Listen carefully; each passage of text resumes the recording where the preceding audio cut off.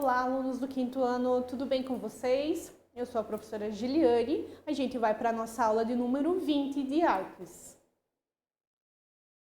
Então, na nossa aula de hoje, a gente vai falar um pouquinho mais sobre danças quilombolas. Nosso objetivo da nossa aula de hoje é analisar criticamente, por meio da apreciação musical, o uso e funções da dança nos seus contextos de produção, relacionando também a sua prática da dança.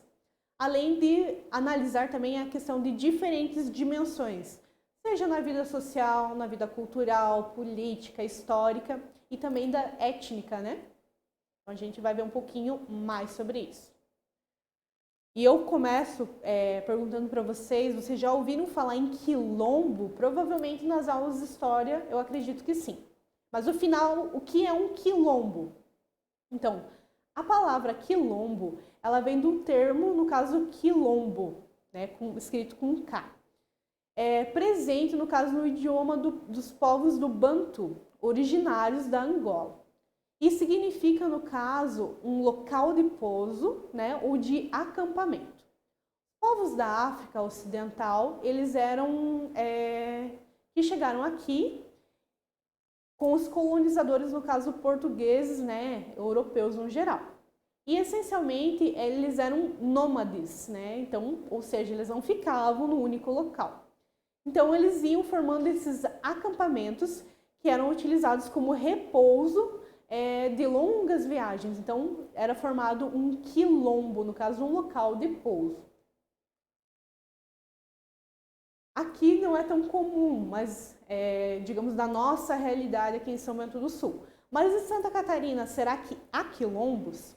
Então, com base no cadastro aqui em Santa Catarina, no ano anterior de 2020, também relacionado com a questão do movimento negro, do Conselho Estadual da População Afrodescendente, os dados dessas comunidades, no caso quilombolas, aqui em Santa Catarina, nós vamos ter 21 comunidades quilombolas, né, que são localizadas em 16 municípios, sendo um total de 1.350 famílias e 4.595 pessoas que fazem parte da comunidade, no caso quilombola.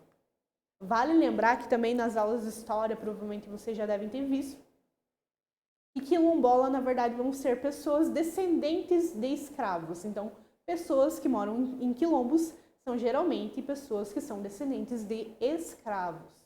E daí eu pergunto para vocês, o que tem de relação com a dança, né, em nossas aulas de artes? A gente vai ver um pouquinho mais que cada dança, ela surgiu geralmente dentro desses quilombos. Então, a tradição, um pouquinho mais sobre a tradição quilombola. A música e a dança, e também a questão da religiosidade, veio dos negros, né, que trouxeram da África e serviram como um alento para que enfrentassem o trabalho duro, né, no caso dos canaviais, enfim, do trabalho braçal que era feito aqui, e que suportassem também a dor no tronco dos açoites. Para conter, no caso, o espírito de revolta do negro, o colonizador branco também permitia essas danças. E também as cantorias, que no caso, dentro das senzalas, né, e também dos terreiros, aconteciam, no caso, essas danças, essas festividades, no caso. E, sobretudo, os portugueses trouxeram a questão do cristianismo, de festas mais tradicionais, voltadas, no caso, para a questão católica. Já os negros e também indígenas, totalmente vertentes diferentes, né, podemos dizer assim. Então, os negros, eles utilizavam os quilombos e as danças, no caso, para a questão de religiosidade e, como eu falei para vocês, para suportar também essa carga emocional do que eles tinham que fazer. Além de estarem aqui forçados, né? Será que eles poderiam cantar sempre? Então, os senhores do engenho, eles permitiam até eles fazerem esses rituais. Nasce aí, no caso dessas danças, a questão do sincretismo religioso, que vai unir a questão dos cultos afros também com os rituais do catolicismo, que até hoje no Brasil eles existem. Com o tempo, alguns ritmos africanos, como o lundu, por exemplo, eles ganharam influências aqui nas nossas terras e também se transformaram em ritmos genuinamente bem brasileiros. Como são os casos também de outros modos, né, que é a questão do samba, do chorinho, do coco, do maracatu e também de outros sons que são urbanos, né, e que nasceram, no caso, dentro dos quilombos. Então, eu vou falar um pouquinho para vocês sobre o lundu, que ele é repleto, no caso, de molejo e também de muito humor. Ele servia, no caso, na época que os negros estavam aqui, para realmente alegrar, trazer um pouco de alegria para a vida deles. Ele, no caso, além de ser uma canção, ele também envolve a dança e ela foi trazida pelos africanos que foram escravizados, que vieram lá da Angola e também do Congo no final do século ali XV, XVI, XVII. E também foram um resultado das misturas, no caso, de ritmos africanos com também algumas características europeias, como seria a questão do estalar de dedos, de mãos, a postura também corporal mudou um pouquinho do que era do lundu e juntou, no caso, com as características europeias, então o ritmo já foi mudando. E também a questão do bandolim, que era a questão de instrumentos, né, que eram tocados pelos negros. Outro ritmo que eu falei para vocês, que também é um estilo de dança, é a questão do coco, que é uma dança de roda e de ritmo lá da região nordeste do Brasil. Então ele tem origem remota e surgiu, no caso, nos engenhos de açúcar, na antiga capitania de Pernambuco. Ele teve influência, no caso, dos batuques africanos e também das badaladas indígenas.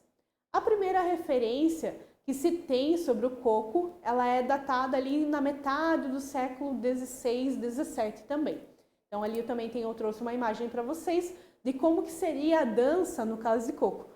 Além da questão do traje bem tradicional, roupas claras, mulheres com enfeites, né, no caso florais, muita a questão de cores bem diferenciadas, né? E o ritmo também que vai embalando, à medida que canta também se dança, podemos dizer assim. E o bem tradicional que surgiu nos quilombos, né, é a questão do samba. O samba, ele é uma dança do gênero musical brasileiro e ele é considerado praticamente internacionalmente. Ele representa a nossa cultura do Brasil. Ele é um ritmo fruto também da miscigenação entre a música africana e da europeia, tanto nos campos como na cidade. Então, o samba ele é bem presente, mas o que a gente mais conhece, além do carnaval, no caso, o samba carioca, que nasceu mesmo e tem um forte vertente na cidade do Rio de Janeiro. Não que ele não tenha, digamos, lá na Bahia, em outros locais, mas ele é realmente reconhecido por ser o samba carioca. Então, nessa imagem que eu trouxe para vocês, também uma roda de samba, uma curiosidade que eu conto para vocês. Para que samba?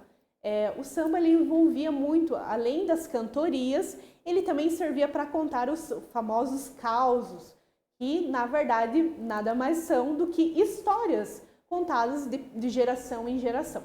Então o samba ele nasce ali também dos quilombos, ele também é uma forte vertente, digamos, de resistência dentro dos quilombos.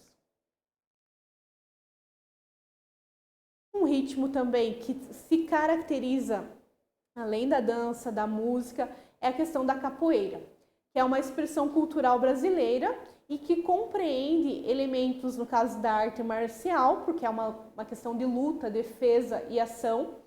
Ele virou um esporte, né, da cultura popular, também integrou a dança e também com o ritmo do berimbau, a gente também tem a questão da música, da sonoridade, podemos dizer assim. Então ele constitui, no caso, as relações de sociabilidade e também de familiaridade, porque a gente vai se caracterizar, digamos assim, você vai lutar por aquilo, né? E também envolve a questão dos mestres e também dos discípulos dentro da dança, sendo difundida como um modo oral, gestual, praticados tanto na rua, como nasceu em quilombos, então a gente sabe que era uma questão de campo, questões mais retiradas, e também atualmente, né, o que a gente percebe é que a capoeira ganhou as academias como uma modalidade. Devido à movimentação, a gente sabe que ele envolve um gasto calórico muito maior. Então, as academias também se apropriaram disso. Mas a capoeira também ele nasce dentro, no caso, dos quilombos, como símbolo também de resistência. E também para dar, no caso, ritmo às danças, né? Como eu já falei do berimbau, o samba ele envolve muito a questão de instrumentos musicais. Então, inicialmente, eles utilizavam o quê? As palmas, né? Os batuques, né? Ou qualquer outro tambor que era disponível. Então, veja que os instrumentos que não podem faltar, digamos, numa batucada.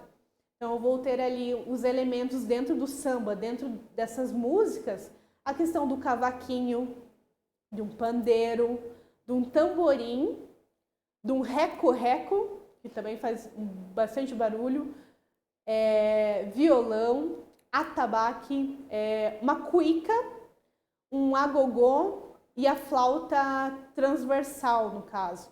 Então, eu tenho ali os elementos que são bem presentes, principalmente no samba, não que não sejam utilizados nas outras danças, nos outros ritmos, mas principalmente no samba. A questão da cuíca, a questão do reco-reco, devido à sonoridade, eles são usados sempre em maior quantidade. Quando a gente vai assistir, digamos que isso está presente, numa escola de samba, geralmente são esses instrumentos que são utilizados para o samba, para o pagode, enfim, para outros ritmos bem cariocas que também a gente conhece. E dentro, no caso desses quilombos, o que acontece? Então, a cultura da dança e também do artesanato são influenciados dentro desses quilombos.